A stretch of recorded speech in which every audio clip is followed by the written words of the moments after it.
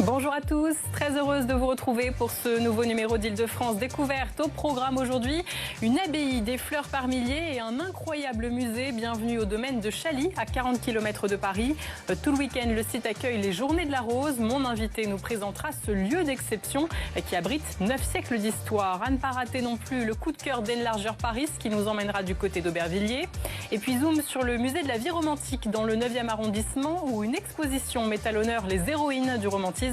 Sur place, une centaine d'œuvres. Je recevrai la directrice du musée dans un instant.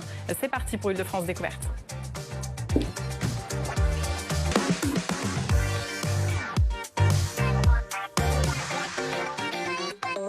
À 40 km au nord de Paris se trouve donc le domaine de Chaly. Sur place notamment une chapelle, un musée et un immense jardin. Un ensemble qui retrace 9 siècles d'histoire. Pour en parler, je suis ravie d'accueillir l'administrateur général du domaine, Alexis de Kermel. Bonjour et merci d'être là. Merci à vous. Alors dites-nous tout sur le domaine de Chaly. Chaly, c'est une abbaye royale qui a été fondée au XIIe siècle et qui a vécu une grande période de prospérité tout au long du Moyen-Âge, puis de la Renaissance. Un abbé à la Renaissance a fait venir des artistes italiens à Chaly, et notamment un célèbre artiste italien qui a travaillé sur les chantiers de François Ier, qui s'appelle Primatis, qui a décoré sa chapelle, la chapelle de l'abbé, qui s'appelle aussi la chapelle du roi, de fresques merveilleuses qui nous sont parvenues aujourd'hui. Puis la Révolution arrivant, l'abbaye a été vendue comme bien national à des propriétaires privés. Plusieurs propriétaires se sont succédés au XIXe siècle, jusqu'en 1902, l'arrivée de Nelly Jacques Marandré, une célèbre collectionneuse. Voilà, elle et son mari ont écumé l'Europe à la recherche de collections qu'ils ont rassemblées à la fois dans leur hôtel particulier du boulevard Haussmann à Paris. Et puis, après la mort de Édouard, elle continue l'œuvre de son mari et rassemble des collections à Chaly en 1902. Et en 1912, 10 ans après, elle meurt sans enfant et elle souhaite léguer l'ensemble de ses biens à l'Institut de France, qui prend soin depuis 1912 de l'ensemble de ce patrimoine. Le soleil sera au rendez-vous tout le week-end et ça tombe bien puisque vous organisez les Journées de la Rose, l'occasion de découvrir l'immense parc du domaine et notamment sa roseraie classée jardin remarquable. Alors quel est le programme aujourd'hui et demain ? Absolument, alors on a la chance d'avoir à Chaly une roseraie qui est l'ancien jardin fleuriste de Nelly Jacques Marandré qui a été restauré en 2000. Et en 2001, pour faire vivre cette roseraie, eh bien, on a créé ces Journées de la Rose. Donc c'est la 21e édition cette année. Hier, nous avons inauguré une roseraie botanique à côté de la roseraie créée en 2000 pour avoir un conservatoire de roses ancienne. Et puis aujourd'hui, nous avons des visites guidées de la roseraie, nous avons des exposants, évidemment, les rosiéristes, on retrouvera de l'outillage de jardin, de l'art, de la décoration, des professionnels également de la restauration. Et puis, on aura des ateliers des parfums, on va avoir des visites ornithologiques, des présentations de la nature, de l'environnement à Chaly. Chaly qui est en soi un conservatoire d'espaces naturels très très intéressant. Et voilà, des ateliers autour de la ruche, autour du parfum, aujourd'hui et demain.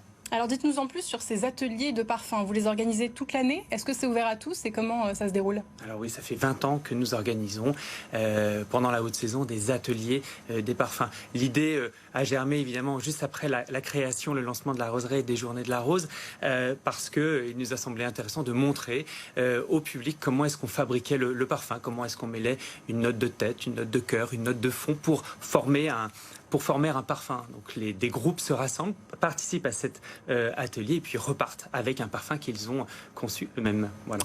Pour terminer, le domaine de Chaly sert souvent de décor avec des films et des séries tournées sur place, notamment Les Visiteurs ou Le Colonel Chabert. C'est une fierté pour vous d'être un lieu d'inspiration pour les réalisateurs et pour l'art en général? Alors c'est une fierté d'accueillir régulièrement des tournages de films, d'être porté à l'écran par ce biais. Oui, l'histoire de Chaly et du cinéma, c'est une histoire qui a plus de 30 ans, même plus de 40 ans. Et nous accueillons très régulièrement des tournages de films. Alors l'avantage, c'est qu'en basse saison, le site est fermé en semaine, ce qui facilite les choses pour accueillir des productions de films. Et voilà, on a pas mal de films effectivement qui se tournent chaque année à Chaly. Est-ce qu'il y a de nouveaux tournages en prévision? Oui, on en a au mois de juin, en juillet, et puis un grand qui se prépare pour le mois de novembre, qui sera un tournage historique. On peut savoir le nom? Non, c'est secret. Bon, merci beaucoup en tout cas Alexis de Kermel d'être venu sur notre plateau nous présenter ce lieu d'exception situé à moins d'1 heure de Paris. Le domaine de Chaly est ouvert tous les jours de 10h à 18h avec des visites guidées à 15h.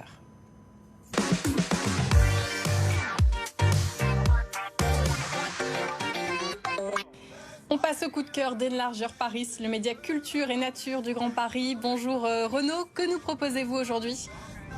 Bonjour Gabriel. Eh bien, depuis le 31 mai, Aubervilliers est desservi par 2 nouvelles stations de la ligne 12 du métro, Aimé-Césaire et Mairie d'Aubervilliers.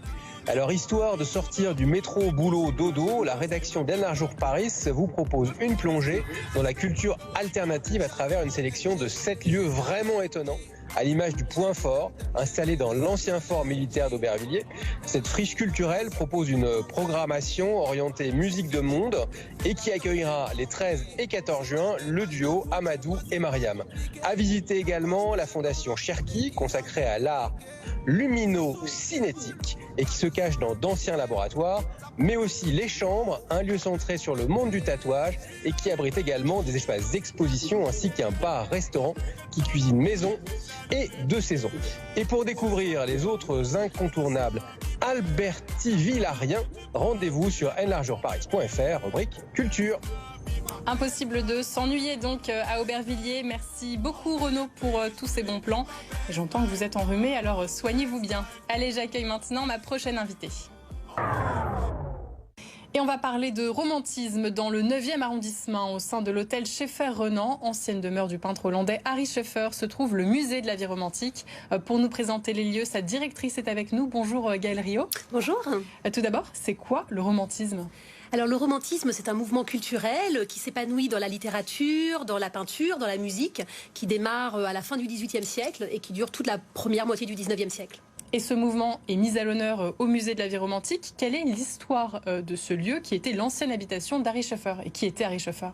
Oui, donc le musée de la vie romantique est situé dans la maison atelier d'artistes, donc de ce peintre Harry Scheffer, qui est un peintre d'origine néerlandaise et qui vient à Paris avec sa mère et ses 2 frères et qui va avoir une carrière au cœur du romantisme en France et à Paris et qui va connaître tous les grands artistes, notamment Delacroix, Géricault, tous les grands artistes romantiques. Sur place, on trouve des collections permanentes. Quel type d'objets les composent ? Notre musée est composé de collections autour justement de la production picturale d'Harry Scheffer, mais nous avons aussi une collection autour de George Sand, qui est cette célèbre écrivaine du 19e siècle et qui était voisine d'Harry Scheffer, et puis des collections autour de cette sociabilité romantique, de ces résonances entre les arts, entre la peinture, la littérature et la musique. Le musée accueille également des expositions temporaires. En ce moment, c'est Héroïnes romantiques. Vous en êtes la commissaire. Qui sont ces femmes mises à l'honneur ? Mon souhait justement avec cette exposition, c'était justement de faire un focus sur les modèles féminins, les modèles héroïques féminins.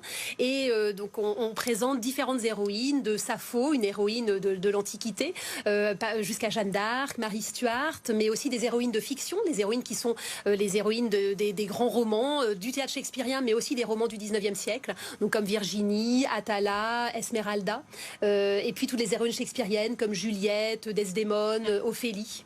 Et des personnalités que l'on découvre grâce à une centaine d'œuvres sur place, notamment des peintures, des manuscrits et des bijoux. Comment étaient représentées ces femmes dans l'art ? Alors ces femmes justement étaient représentées de manière assez particulière. C'est un modèle plutôt sacrifié de la femme romantique. Les femmes sont souvent représentées en train de mourir. La mort de l'héroïne, c'est vraiment un topos de l'art romantique, que ça soit d'ailleurs dans la peinture ou dans l'opéra ou dans la littérature. Et donc ce sont des femmes défaillantes souvent qui subissent leur destin plus qu'elles n'agissent. Donc c'est un modèle féminin qui est un modèle, oui, qui s'inscrit aussi dans une société patriarcale et relativement misogyne aussi au 19e siècle. Pour terminer, donc, au sein du musée, il y a également un salon de thé. Qu'est-ce qu'on peut découvrir sur place ?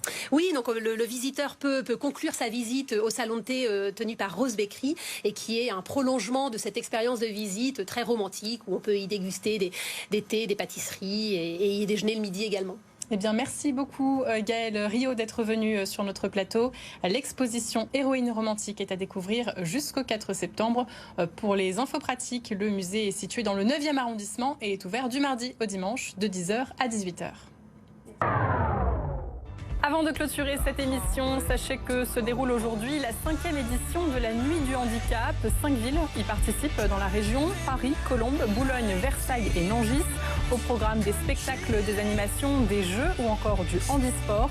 L'objectif est de créer des rencontres et de faire évoluer le regard porté sur le handicap qui concerne 12 millions de personnes en France, dont 80% de manière invisible. Un événement familial, festif et ouvert à tous. Retrouvez le programme complet sur le site de la Nuit du Handicap. C'est la fin de ce numéro d'Île-de-France Découverte. Merci beaucoup de l'avoir suivi. On se retrouve samedi prochain pour plein de nouvelles idées sorties. D'ici là, passez un très bon week-end et prenez soin de vous.